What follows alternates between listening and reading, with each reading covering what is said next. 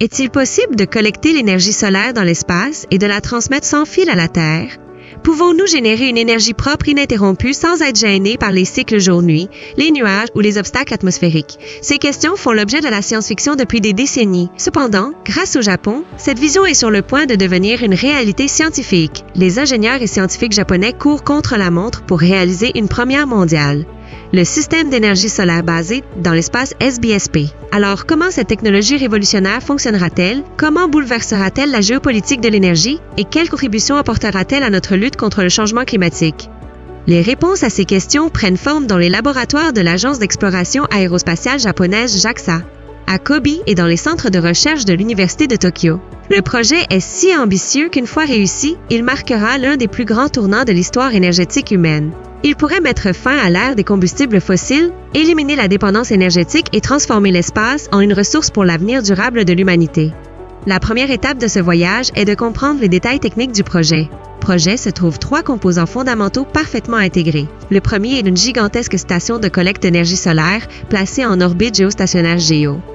S'étendant sur environ 2 km de diamètre, cette ferme solaire spatiale sera constituée de cellules photovoltaïques ultraminces contrairement aux panneaux traditionnels. Ces cellules sont 8 fois plus légères que leurs homologues terrestres et fonctionneront avec une efficacité environ 40% supérieure car il n'y aura pas d'obstacle atmosphérique. De plus, le froid de l'environnement spatial augmentera l'efficacité des panneaux puisque les cellules solaires performent mieux par temps froid. L'énorme énergie collectée sera ensuite transmise à la Terre via le deuxième composant critique, le système de conversion et de transmission d'énergie. 2 technologies se démarquent ici, la transmission par micro-ondes et par laser. Des géants de l'industrie comme l'Institut japonais de recherche et développement et Mitsubishi travaillent intensivement sur ces 2 options. La méthode micro-ondes convertit l'énergie en ondes électromagnétiques opérant à des fréquences sûres telles que 2,45 GHz. La méthode laser promet une densité d'énergie plus élevée. Dans les 2 cas, le faisceau d'énergie n'atteindra que la station de réception ciblée avec une précision millimétrique, grâce à des systèmes d'antennes réseau à commande de phase composés de milliers de petites antennes. Le troisième et dernier composant est constitué des grandes stations réceptrices RTEN installées à la surface de la Terre, généralement situées dans des zones reculées ou au-dessus de la mer et s'étendant sur environ 3 km de diamètre. Ces fermes d'antennes convertiront les micro-ondes reçues en électricité. Les tests menés par la JAXA montrent que cette conversion peut atteindre une efficacité de 80 à 90%. Alors, quand ce système fera-t-il partie de notre quotidien? Le projet progresse par étapes. Des systèmes prototypes seront testés en orbite terrestre, base d'ici 2025. Un système pilote de 1 MW MW est prévu pour être opérationnel dans les années 2030 et à partir des années 2040, des systèmes commerciaux à l'échelle du gigawatt GW devraient alimenter le réseau national japonais. La réussite mondiale de ce projet par le Japon repose sur des caractéristiques uniques qui distinguent ce système des sources d'énergie renouvelables traditionnelles. La plus importante est la production énergétique continue. Les panneaux solaires sur Terre perdent en efficacité la nuit, sous les nuages ou en hiver. En revanche, une station spatiale peut recevoir la lumière du Soleil presque en continu jusqu'à 8-760 heures par an selon son orbite. Cela signifie produire 4 à 6 fois plus d'énergie qu'une centrale terrestre de même taille. Le deuxième grand avantage est l'empreinte environnementale minimale. Les grandes fermes solaires terrestres ou les barrages hydroélectriques impactent les écosystèmes et occupent des terres agricoles. Le système basé dans l'espace ne nécessite qu'une petite surface terrestre pour les antennes réceptrices. Troisièmement, la résistance aux catastrophes naturelles est cruciale pour un pays comme le Japon, exposé aux tremblements de terre, typhons et tsunamis. Le système spatial réduit ces risques à presque zéro. Bien sûr, un tel saut technologique massif pose aussi des défis importants. Le principal obstacle est le coût. Envoyer des matériaux dans l'espace reste très coûteux par kilogramme. Toutefois, les ingénieurs japonais travaillent sur des solutions radicales telles que les systèmes de lancement réutilisables, l'exploitation minière sur la Lune et la fabrication in situ dans l'espace. Une autre préoccupation majeure est celle des débris spatiaux. Des millions de débris orbitent en orbite basse terrestre LEO. Le Japon développe des matériaux autoréparants et des systèmes actifs d'évitement de collision pour atténuer ce risque.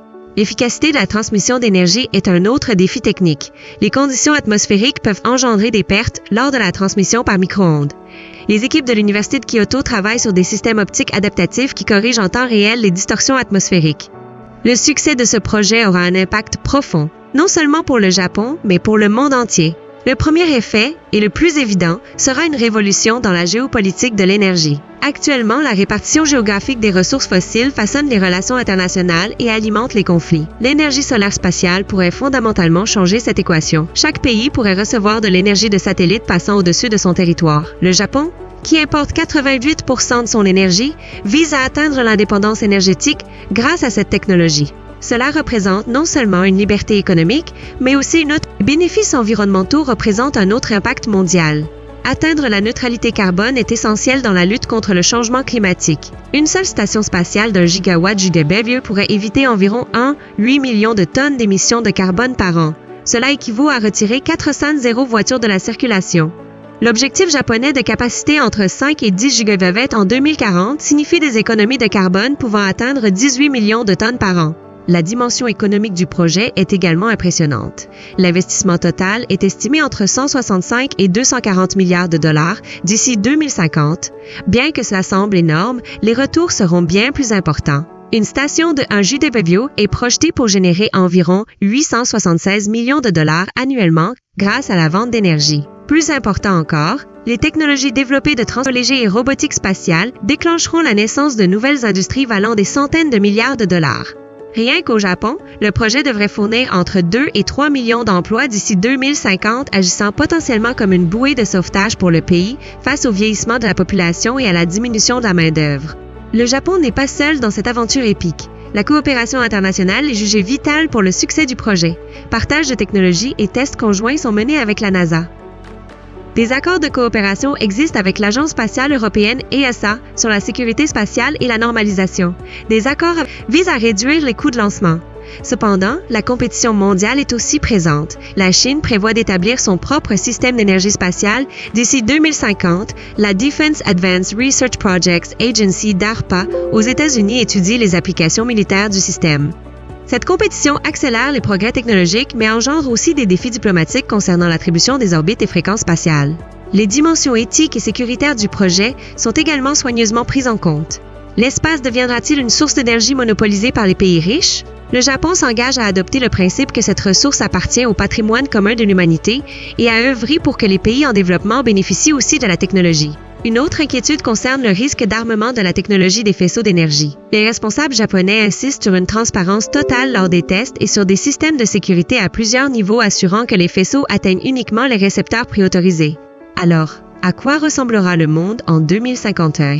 Selon la vision de la JAXA, 30 à 40% de besoins énergétiques du Japon peuvent être couverts depuis l'espace. Cela créera aussi un modèle énergétique pour les colonies humaines sur la Lune et Mars. À long terme, la vision inclut l'établissement d'un réseau énergétique spatial global, composé de stations spatiales interconnectées fournissant un soutien énergétique instantané aux zones frappées par des catastrophes naturelles. En conclusion, ce projet porté par le Japon est non seulement la preuve d'un génie en ingénierie, mais une démarche audacieuse de l'humanité vers des ressources spatiales illimitées face aux ressources terrestres finies. Il a le potentiel de clore l'ère des combustibles fossiles et d'ouvrir une ère d'énergie propre abondante. Il pourrait être l'un de nos atouts majeurs contre la crise climatique. Où ce futur nous mènera-t-il? Nos petits-enfants vivront-ils dans un monde où la rareté énergétique sera une chose du passé, où les pays ne se battront plus pour l'énergie et où les cieux seront remplis de faisceaux d'énergie propre? L'énergie venue de l'espace pourrait-elle contribuer à mettre fin à certains conflits terrestres? Pensez-vous que cette percée technologique pose les bases du prochain grand saut de l'humanité? Nous le découvrirons ensemble, mais une chose est certaine, l'avenir de l'énergie se façonne non seulement sur Terre, mais aussi parmi les étoiles. Si vous avez découvert ce projet incroyable, n'oubliez pas de liker et de vous abonner à notre chaîne. Partagez vos réflexions dans les commentaires. La transmission d'énergie sans fil depuis l'espace résoudra-t-elle les problèmes énergétiques de notre monde? Comment pensez-vous que l'énergie propre du futur changera nos vies? Discutons-en!